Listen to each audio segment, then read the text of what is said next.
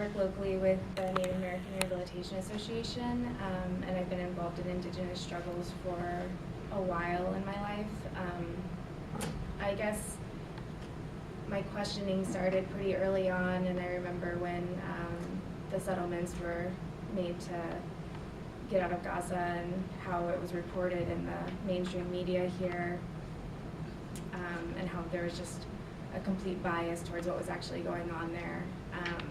And it made the Palestinian resistance look very violent and as though they were the cause of a lot of the issues there. And I just remember questioning it and having conversations with my parents, not really understanding what was going on, and just hearing the constant feed of what we're told growing up of what's actually happening there. And so early in my acupuncture career, I had a friend who had worked over in the West Bank, and both of us were interested in helping develop programs in more rural areas with less access for healthcare, and especially acupuncture in particular. And so since he had gone, he had done some of the groundwork and connected with different organizations there, and had done one training previous to me going. And so I went in December of 2008 to follow up on the training and do some more trainings in different areas. And I arrived in Bethlehem on December 25th. So I got to see how crazy Bethlehem can get around Christmas. It's pretty insane.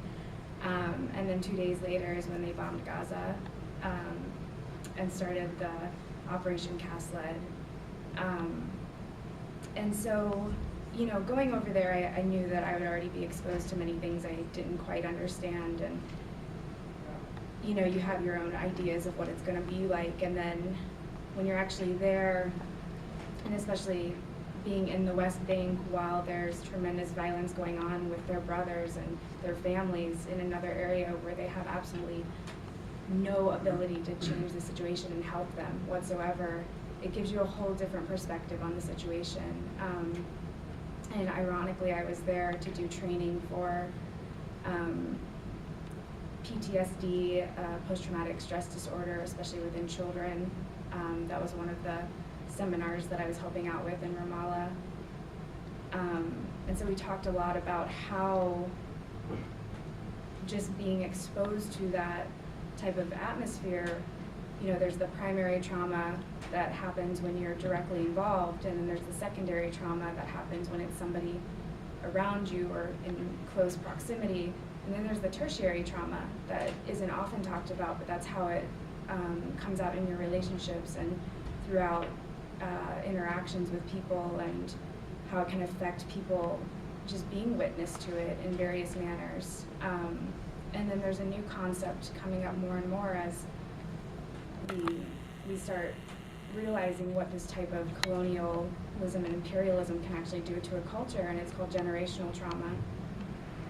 And it's very severe, you know, how people have to raise their children in an environment like this. And one thing that I realized going over there is, like I said, I had been involved in different indigenous struggles, and my grandfather was Eastern Cherokee, and so he had to assimilate into his culture, or the, you know, American culture. And when I went over there, I was just struck by how similar it was, and it was the same thing but happening in real time. And we have a chance to stop it. You know, we have a chance as internationals to go over there and support and say, we know what's going on. We know what the future looks like now, you know, with this type of occupation. And instead of just watching it happen again and again and thinking that it's already in the past, we have the opportunity to go over there and make real changes.